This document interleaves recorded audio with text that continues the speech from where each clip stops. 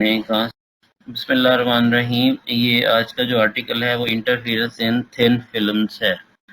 अच्छा, अब इसके अंदर एक तो इंटरफेरेंस है और दूसरी है इंटरफेरेंस इन थिन फिल्म्स। कि इंटरफेरेंस जो है वो सिर्फ थिन फिल्म में ही क्यों होती है, थिक फिल्म में क्यों नहीं होती। अब इसका जवाब जो है वो भी इसी लेक्चर में आ जाएगा, आपने गौर से सुनते रहना है और लास्ट में आप क्वेश्चन आंसर्स भी होने हैं कि थिन फिल्म क्या होती है, थिक फिल्म क्या होती है और interference from the thin film ही क्यों होती है और थिक फिल्म की इंटरफेरेंस क्यों नहीं होती। इसका आंसर भी अभी मैंने आपको बता देना है। और थिन फिल्म क्या है? थिन फिल्म होती है ऐसी फिल्म है जिसकी thickness comparable with the wavelength of light हो, यानी माइक्रोमीटर या माइक्रोमीटर से भी कम जो थिकनेस वाली जो फिल्म है वो होगी थिन फिल्म।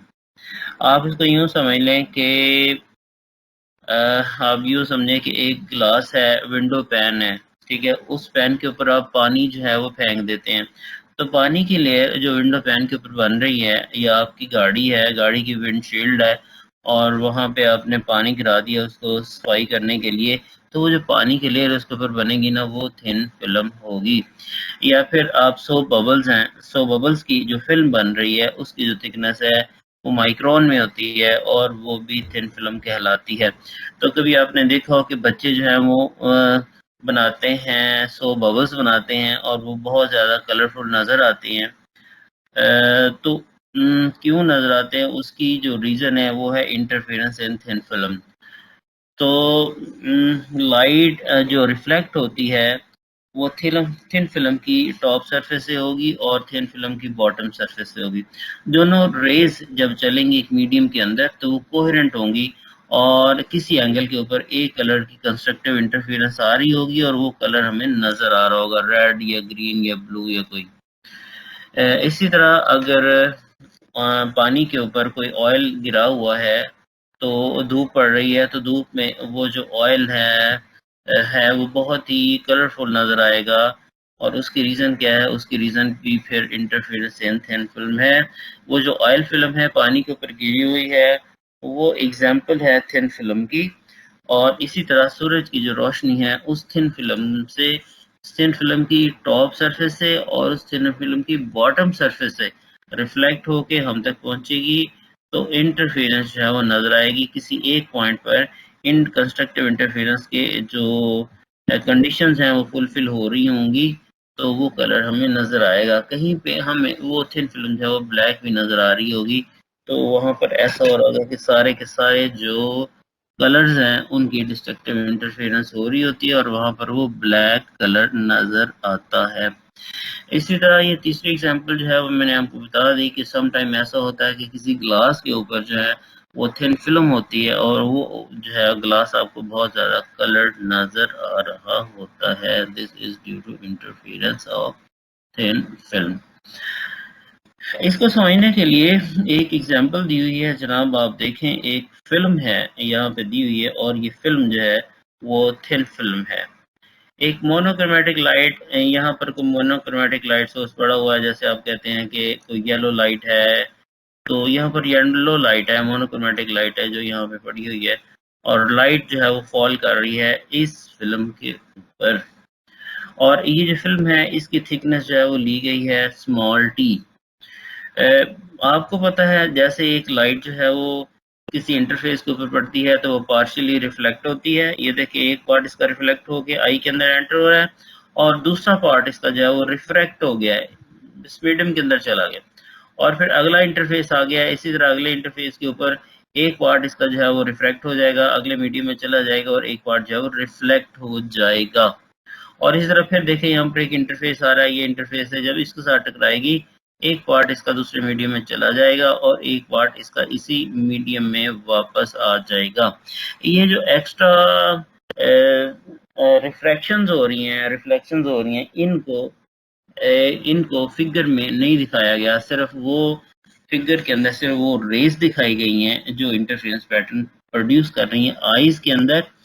तो जैसे ही एक लाइट जो है वो फॉल करती है, थिन फिल्म के ऊपर फॉल करती है, एक पार्ट इसका रिफ्लेक्ट हो जाता है और वो होता है ABC। तो ABC पार्ट जो है वो रिफ्लेक्ट होकर आई के अंदर एंटर हो रहा है, और दूसरा इसका जो पार्ट है वो रिफ्लेक्ट हो गया और फिल्म के अंदर चला गया, और फिर इसके बॉटम से रिफ्लेक्ट होके थिन फिल्म के बॉटम से रिफ्लेक्ट होके फिर आई के अंदर एंटर हो रही है। तो ये जो पाथ बनता है वो बनता है ABDEF। तो ये दो रेज हैं जो आईज के अंदर एंटर हो रही हैं, एक है ABC जो आई के अंदर जा रही है, और दूसरी रे जो है वो ABDEF है जो आई के अंदर एंटर हो रही है। अगर आप गौर से देखें तो जो दूसरी रे है उसने ज्यादा पाथ कवर किया है, उसने डिस्टेंस ज्यादा ट्रेवल किया है। एक रे है जिसने डिस्टेंस कम ट्रेवल किया है, दूसरी रे है जिसने डिस्टेंस ज्यादा ट्रेवल किया है जो कि ADEF है। तो इसने जितना ज्यादा डिस्टेंस ट्रेवल किया है उसे हम कहते हैं पाथ डिफरेंस। तो इसका जो पाथ डिफरेंस है अगर आप गौर से देखें तो इसका पाथ डिफरेंस बनता है 2t। 2t क्या चीज है? 2t, एक टी जो है उसने रे ने नीचे आने में लिया, और दूसरी जो टी है और रे ऊपर जो है वो जाने में ले रही है, तो 2t इसका पाथ डिफरेंस है। अब ये जो 2t है ये अगर होगा m लैम्डा होगा तो कंस्ट्रक्टिव इंटरफेरेंस होगी।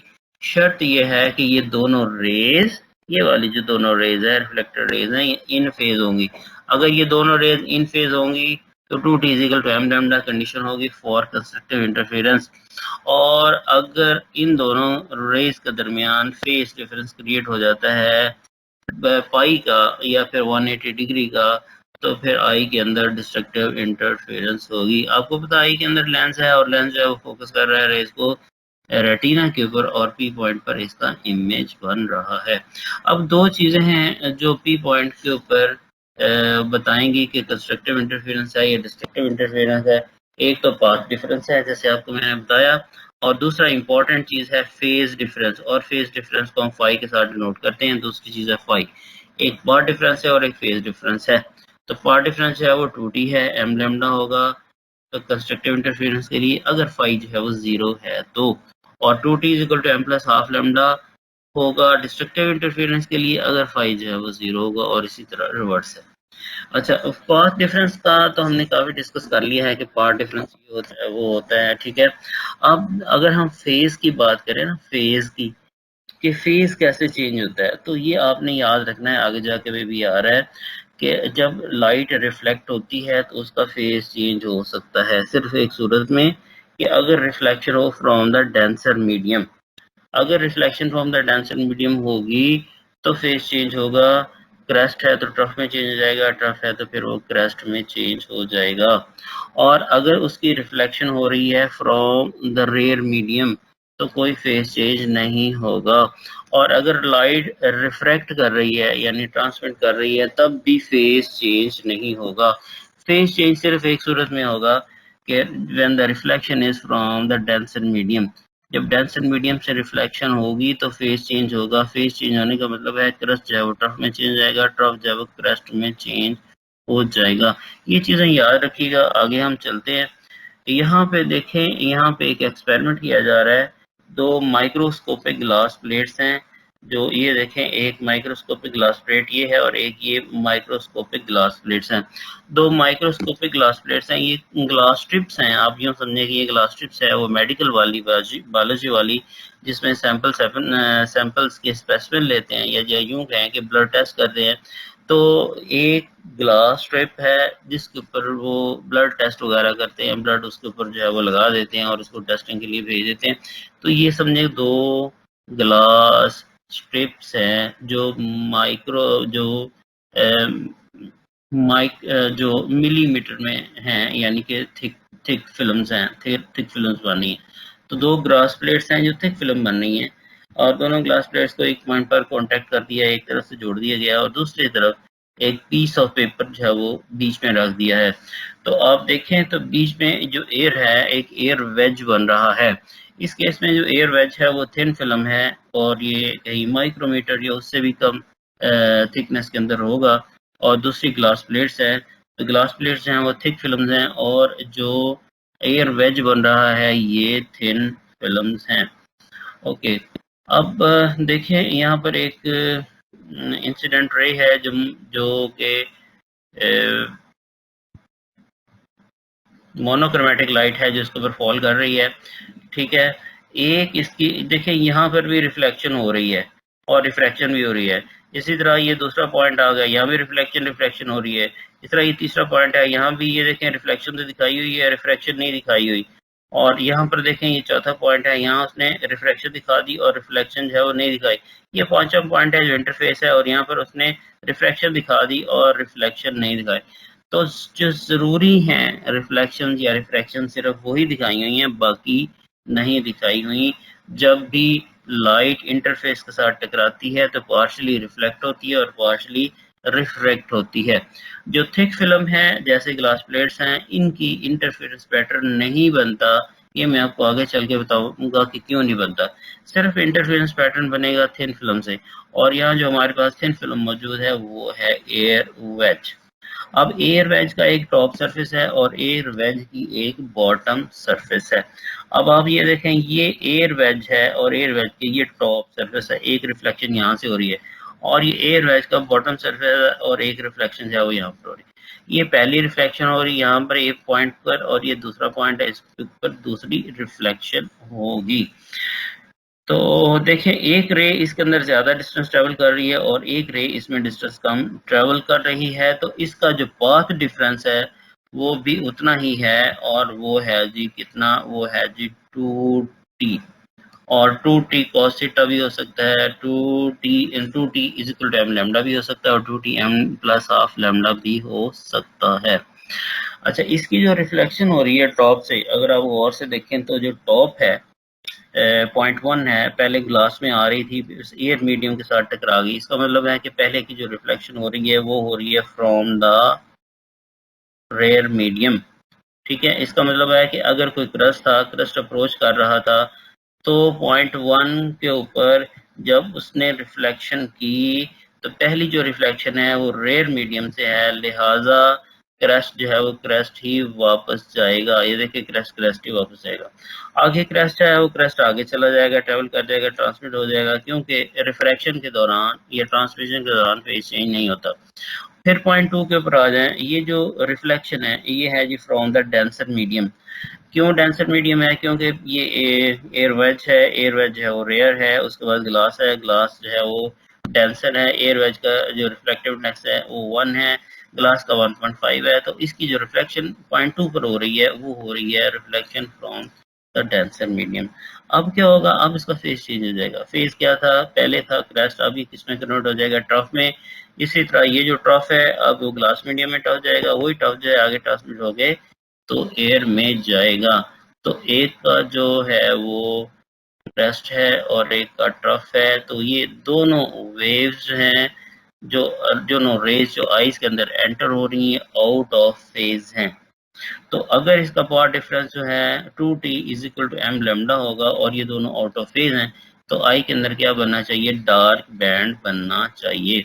और अगर ये path difference 2t is equal to m plus half lambda है और इनका जो फेज डिफरेंस है वो आउट ऑफ फेज हैं, दोनों 180 डिग्री आउट ऑफ फेज है, तब क्या होना चाहिए, कंस्ट्रक्टिव इंटरफेरेंस होनी चाहिए।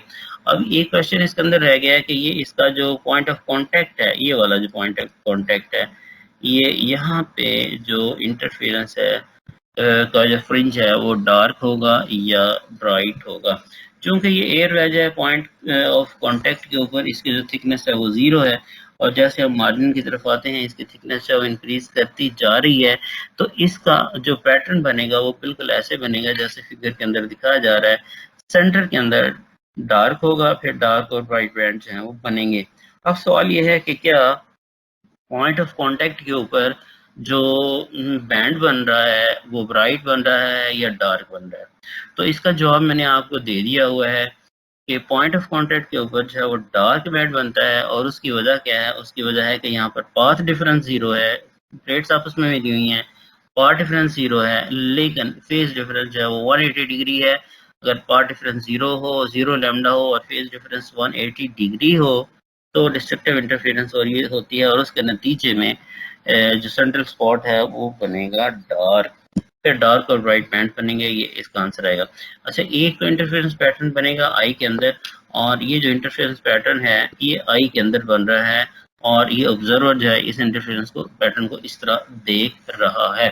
और एक इंटरफेरेंस पैटर्न बनेगा इसके नीचे यहाँ पर, और इसमें जो सेंट्रल स्पॉट है फिर वो होगा जी ब्राइट होगा, और फिर डार्क और ब्राइट बैंड बनेंगे।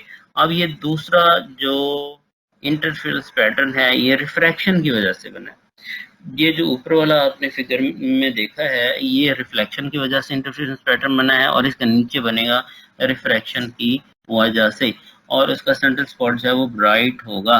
ब्राइट क्यों होगा? क्योंकि सेंटर में पाथ डिफरेंस जीरो है और फेज डिफरेंस भी जीरो है, क्योंकि ट्रांसमिशन में या रिफ्रैक्शन के अंदर फेज चेंज नहीं होता। ये बात आपने याद रखनी है कि phase shift occurs only during reflection from the denser medium. सिर्फ डेंसर मीडियम की रिफ्लेक्शन से ही जो फेज चेंज होता है वह अदरवाइज फेज चेंज नहीं होता। अगर reflection from the rare medium होगा तो फेज चेंज नहीं होगा, अगर ट्रांसमिशन होगी या रिफ्रैक्शन होगी तब भी फेज चेंज नहीं होगा। एक इक्वेशन दी हुई है, no phase change is observed during refraction, ये मैंने आपको बता दिया। एक इक्वेशन दी हुई है ये वाली, E r is equal to n a minus n B is equal to n a plus n b into E i. E r क्या चीज है? ये है जी electric field vector of reflected ray. E i क्या चीज है? Electric field vector of incident ray. Incident और रिफ्लेक्टेड वेव के दरमियान जो या ट्रांसमिटेड वेव है उसके दरमियान फेज को निकालने के लिए, ये जो आप कह रहे हैं reflection from the denser medium होगी तो फेज चेंज अकर होगी। एन ए क्या चीज है? Refractive index of the first medium. N B क्या चीज है? Refractive index of the second medium. तीन केसेस हो सकते हैं when N A is greater than N B. पहले मीडियम का रिफ्रैक्टिव इंडेक्स ज्यादा है, दूसरे का कम है। अगर एन ए 1.5 है, एन बी 1 है, 1.5 माइनस 1 जो है वो पॉजिटिव वैल्यू आएगी।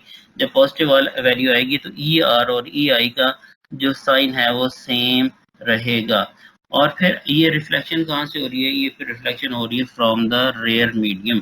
कैसे रेयर मीडियम? एक पहले मीडियम में रे जा रही है, उसका रिफ्रैक्टिव इंडेक्स ज्यादा है, सपोज ग्लास है, वो टकराती है दूसरे मीडियम के साथ और इसका रिफ्रैक्टिव इंडेक्स कम है, सपोज के एयर है। तो जब ग्लास से एयर में आ रही है इसका मतलब है कि उसकी जो रिफ्लेक्शन है वो कहाँ से हो रही है? एयर से हो रही है, रेयर से हो रही है। जब रेयर से हो रही है तो ई आर और ई आई का जो साइन है वो सेम है, मीन्स कि उसका जो फेज शिफ्ट है वो नहीं होगा। दूसरी केस ये है कि when N A is equal to N B, एक का रिफ्रैक्टिव इंडेक्स भी वही है, दूसरे का भी वही है, तो क्या होगा? जब रिफ्रैक्टिव इंडेक्स सेम है तो इसका मतलब है कि इंटरफेस भी बीच में नहीं है, और जब इंटरफेस नहीं है तो इसका मतलब है कि वहाँ पे तो इंटरफेस ही नहीं है, लाइट दूसरे मीडियम में जा ही नहीं रही, लिहाजा फेज चेंज जो है वो नहीं हो रहा, उसी तरह वेव जो है आगे चलती रहेगी। तीसरी सूरत ये है कि when N B is greater than N A. N A पहला मीडियम है, उसका रिफ्रैक्टिव इंडेक्स कम है, जैसे आप कह रहे हैं एयर वेज, और एन बी दूसरा मीडियम है जिसका रिफ्रैक्टिव इंडेक्स ज्यादा है, जैसे आप कह रहे हैं ग्लास प्लेट।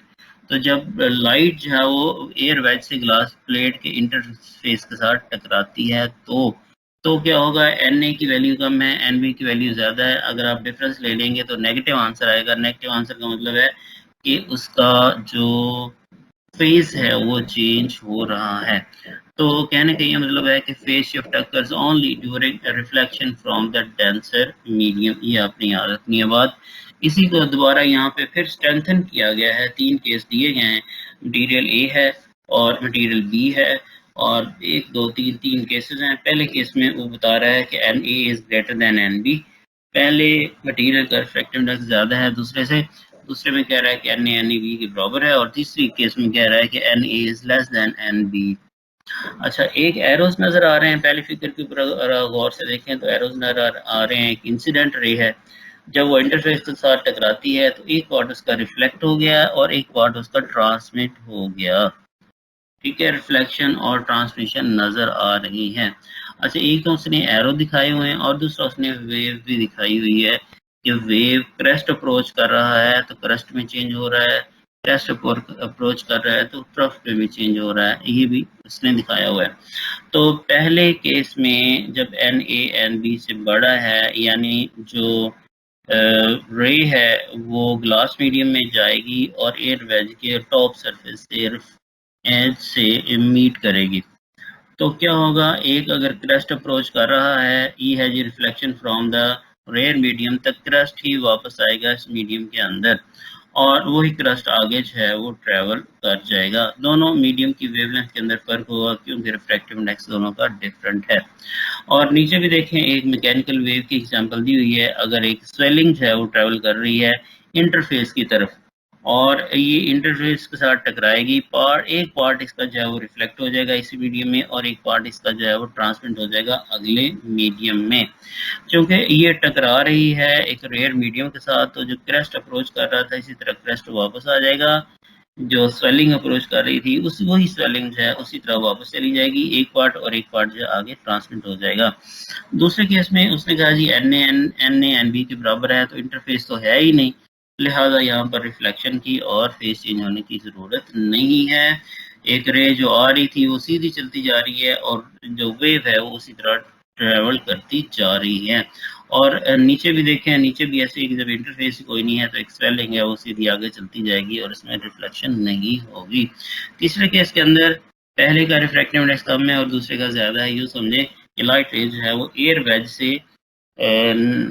वेज में चल रही हैं और वो ग्लास मीडियम के साथ स्ट्राइक करेंगी और उसका रिफ्रैक्टिव इंडेक्स जो है वो ज़्यादा है। तो अगर आप गौर से देखें तो जो अप्रोचिंग क्रेस्ट है वो ट्रफ में चेंज हो रहा है, और आगे उसी तरह क्रेस्ट जो है वो आगे चल रहा है। इसका मतलब है यहाँ पर फेज शिफ्ट जो है वो क्रिएट होती है रिफ्लेक्टेड वेव के अंदर, और ट्रांसमिटेड वेव जो है वो उसी तरह चलती रहेगी। और जो मैकेनिकल वेव है अगर आप देखें तो एक स्वेलिंग जो है वो अप्रोच कर रही है इंटरफेस के ऊपर, और ये रिफ्लेक्ट हो गई, और स्वेलिंग जो है वो रिवर्स होगी। अगर क्रेस्ट अप्रोच कर रहा था वो ट्रफ में कन्वर्ट हो जाएगी, और इसी तरह ये स्वेलिंग जो है क्रेस्ट जो है आगे भी चलती जाएगी, ट्रांसमिट होती जाएगी। हमने यहाँ पर ये सीखा है कि अगर रिफ्लेक्शन होगी फ्रॉम द डेंसर मीडियम तो फेज चेंज होगा, जो क्रेस्ट है वो ट्रफ में बदलेगा और जो ट्रफ है वो क्रेस्ट में बदल जाएगा। बाकी तमाम केसेस के अंदर अगर reflection from the rare medium हो रहा है तो फेज चेंज नहीं हो रहा, ट्रांसमिशन में भी या रिफ्रैक्शन के अंदर भी फेज चेंज नहीं हो रहा। तो ये कंडीशन इक्वेशन ऑफ इंटरफेरेंसेस हैं। कंस्ट्रक्टिव इंटरफेरेंस है 2t = m lambda, interference constructive होगी अगर उसके दरमियान फेज शिफ्ट नहीं है या वो इन फेज है। इस तरह डिस्ट्रक्टिव इंटरफेरेंस के लिए 2t = m + ½ लैम्डा है अगर कोई फेज शिफ्ट नहीं है या उनका जो फेज शिफ्ट है वो 0 है तो। और ये जो कंडीशन हैं ये रिवर्स हो जाएंगी, जो कंस्ट्रक्टिव वाली है और डिस्ट्रक्टिव की बन जाएगी, और डिस्ट्रक्टिव वाली कंस्ट्रक्टिव की बन जाएगी अगर half cycle phase shift create होती है तो। अच्छा, अब एक क्वेश्चन जो रह गया था इस आर्टिकल के अंदर वो था जी थिक और थिन फिल्म्स। थिक फिल्म क्या होती है और थिन फिल्म क्या होती हैं, और थिन फिल्म की ही इंटरफेरेंस होती है, thick films interference phenomena exhibit नहीं करती। जो थिन फिल्म्स हैं वो बिल्कुल थिन होंगी और उनकी जो थिकनेस है वो माइक्रोन के अंदर होगी, माइक्रोमीटर होगी, और माइक्रोमीटर से भी लेस होगी। तो अगर एक लाइट जो है वो थिन फिल्म के ऊपर पड़ती है तो जो रिफ्लेक्टेड रेज है वो कंस्ट्रक्टिव या डिस्ट्रक्टिव इंटरफेरेंस प्रोड्यूस कर सकती है। लाइट ट्रेवल करती है, यहाँ पर जो इंफॉर्मेशन आपको देनी है वो देनी है कि light travels in the form of burst. Light के जो बर्स्ट है वो चलते हैं। लाइट जब चलती है तो उसमें बर्स्ट चलते हैं, और एक बर्स्ट के अंदर कितने फोटॉन्स होते हैं, और ये जो बर्स्ट है उसकी जो लेंथ है वो माइक्रोन के अंदर होती है, माइक्रोमीटर होता है। यानी लाइट चलती है लाइट चलती है in the form of burst, और जो बर्स्ट है वो माइक्रोमीटर की लेंथ में होते हैं। तो एक ऐसी फिल्म जिसकी थिकनेस उस बर्स्ट की लेंथ से कम होगी, ठीक है, वहाँ की इंटरफेरेंस, वहाँ की जो रिफ्लेक्टेड रेज है वो इंटरफेयर करेंगी। इसी तरह अगर एक लाइट बर्स्ट जो है जो कि माइक्रोन के अंदर है, जब किसी थिन फिल्म के ऊपर इंसिडेंट होता है तो जो रिफ्लेक्टेड रेज होती हैं वो दोनों एक ही बर्स्ट की पार्ट होती हैं, लिहाजा जो रिफ्लेक्टेड रेज हैं वो कोहेरेंट हैं, और कंडीशन और इंटरफेरेंस के लिए ज़रूरी है कि कोहेरेंट सोर्सेज हों। लिहाजा थिन फिल्म के अंदर जो रिफ्लेक्टेड रेज है वो कोहेरेंट होती हैं, वो इंटरफेयर करती हैं कंस्ट्रक्टिवली और डिस्ट्रक्टिवली। तो अगर आप थिक फिल्म की बात करें जो कि मिलीमीटर्स में होती है, जिस तरह विंडो पैन है या विंडशील्ड है, तो ये जो थिक फिल्म्स है ये मिलीमीटर्स में होंगी, 3 मिलीमीटर, 5 मिलीमीटर, 7 मिलीमीटर, 10 मिलीमीटर।